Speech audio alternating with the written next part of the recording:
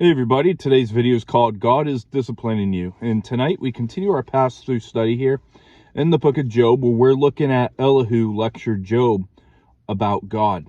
And in this final answer to Job, Elihu turned to focus mostly on God rather than the sufferer through this in the next chapter. In Elihu, he's going to speak of God's perfect righteousness and absolute power. He's going to speak on God's justice and power in his dealings with mankind. And he'll cover God's sovereignty and his dealings with nature at the end of chapter 36 as well and through chapter 37. So chapter 36 verse 1 through 4 it says, Elihu also proceeded and said, "Bear with me a little, and I will show you that there are yet words to speak on God's behalf. I will fetch my knowledge from afar. I will ascribe righteousness to my Maker. For truly my words are not false. One who is perfect in knowledge is with you." So we see that Elihu, he opens up his words here with a wordy type style speech that's kind of an apology, in which he reasserts his credentials. And remember that Elihu was a man that was full of self-confidence regarding his grasp of the situation. And Elihu made what appears to be an outrageous claim in order to give credibility to his remarks. And notice that Elihu is begging his listeners to keep listening, as he insists that he is speaking on God's behalf, that he is speaking for the Lord. And Elihu spoke with directiveness and authority unlike Job's other friends. And they appealed to conventional ancient wisdom and common knowledge, not on God's behalf. In verse 5 through 12 it says, "Behold, God is mighty, but despises no one. He is mighty in strength of understanding. He does not preserve the life of the wicked, but gives justice to the oppressed. He does not withdraw his eyes from righteous, but they are on the throne with kings. For he has seated them forever, and they are exalted. And if they are bound in fetters, held in the cords of affliction, then he tells them that their work and their transgressions, that they have acted defiantly. He also opened their ear to instruction, and commands that they turn from iniquity. If they obey and serve him, they shall spend their days in prosperity, and their years in pleasures. But if they do not obey, they shall perish by the sword, and they shall die without knowledge." So Elihu, he begins repeating the thought that God might send trouble, but God is just and merciful, that God also watches over the righteous. And he says that God will convict them of their sin and teaches them to turn from their sin.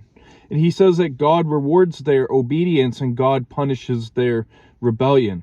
And so we see Elihu, he's pretty much siding here with the three friends of Job and their understanding of divine retribution.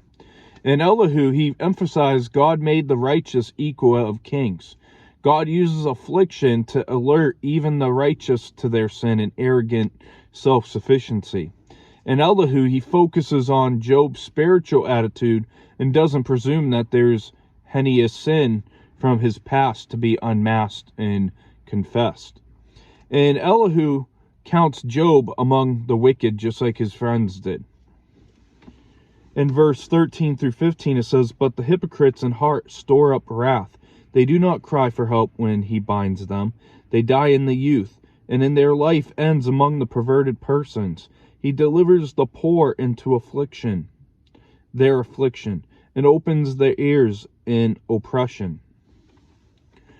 So Elihu, he's going on to argue that God's justice is immediately evident in his dealings with the godless, who are spiritually insensitive and refuse to yield to God or cry out to God. And he also says that God also deals appropriately with the afflicted when he uses their sufferings as a mean of spiritual discipline and education. And in verse 14, coat prostitutes is used in some translations, such as the English Standard Version. And it's a reference to individuals who engage in sexual rituals at idolatrous sanctuaries, back seen in 1 Kings 14:24, 1 Kings 15, verse 12. And talk about depraved. And in verse 15, open their eyes in oppression, Elihu is saying that God used suffering to open man's ears, to draw them to himself. In verse 16 through 21 says, indeed, he would have brought you out of dire distress into a broad place where there is no restraint, and what is set on your table would be full of richness. But you are filled with judgment due to the wicked, judgment and justice take hold of you. Because there is wrath, beware lest he take you away with one blow. For a large ransom would not help you avoid it. Will your riches or all the mighty forces keep you from distress? Do not desire the night when people are cut off in their place. Take heed, do not turn from iniquity, for you have chosen this rather than affliction. So Elihu says as long as Job keeps complaining, he was turning to iniquity rather than drawing near to God in his suffering. In verse 22 through 25, behold, God is exalted by his power. Who teaches like him? Who has assigned him his way? Or who has said, you have done wrong? Remember to magnify his work of which men have sung. Everyone has seen it. Man looks on it from afar. So God uses the circumstances of life to teach, and no one is able to sit in judgment over him. And that this is the mindset that Elihu holds to. He's pretty, dead on. And Elihu once again wanted to exalt God in the eyes of Job, thinking Job's problems was because he had a low view of God and too high of a view of himself. And so this begins the section through the rest of Elihu's speech in the next chapter, where he suddenly becomes inspirational compared to the harsh and condemning tone that we have seen of him for these last few chapters. And keep in mind that Job himself magnified the work of God, and he was well aware of God's power and God's majesty and God's glory. And verse 26 to 33 says, the rest of the chapter, behold, God is great, and we do not know him, nor can the number of his years be discovered. For he draws up drops of water, which distill as rain in the mist, which the clouds drop down and pour abundantly on man. Indeed, can anyone understand the spreading of clouds, the thunder from his canopy? Look, he scatters his light upon it and covers the depths of the sea. For by these he judges the peoples. He gives food in abundance. He covers his hand with lightning and commands it to strike.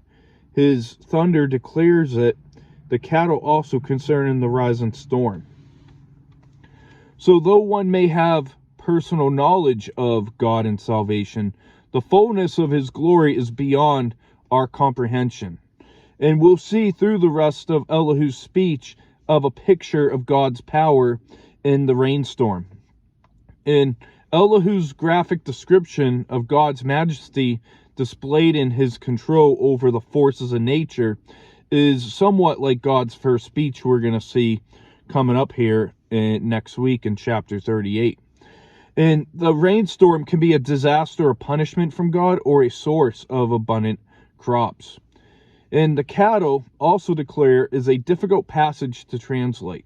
And the possible thought behind it is that the cattle are restive before the thunder of God, which Job should take much more notice. But I do want to make a point that I like how Elihu analyzed the water cycle of evaporation and distillation in rain. And he uses it as an example to speak on God's brilliance and beauty as a designer. And Elihu's wisdom in analyzing the water cycle has led to some wrongly conclude that the book of Job must have been written way later than commonly supposed. And the phenomenon of condensation precipitation while technically understood, was certainly observable. However, when we look at the water cycle of evaporation, without having the knowledge of science that we have today, you can't see water evaporate minus this pavement out by me being all wet from rain, and then it becomes dry in a couple hours or so. But German theologian Bernhard Dumm, I think his name is, therefore considered that this proof of Elihu's speeches came a few centuries after the divine speeches, since meteorological knowledge would have been obtained from the Greeks. So there is, a disagreement on whether Elihu's speech was in the time frame of the book. But to wrap up, we look tonight at Elihu's lecture. He lectures Job about God.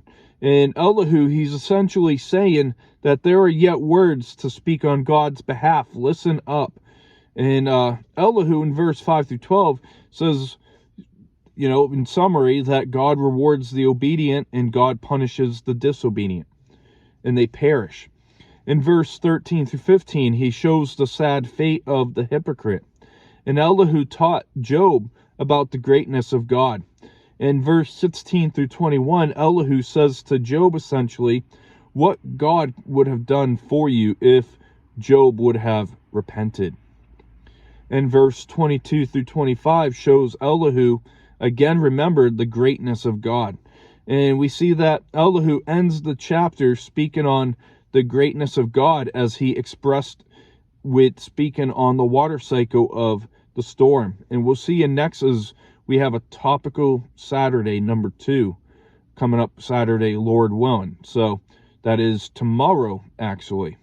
So I hope you have a great rest of your evening. God bless, and have a good weekend.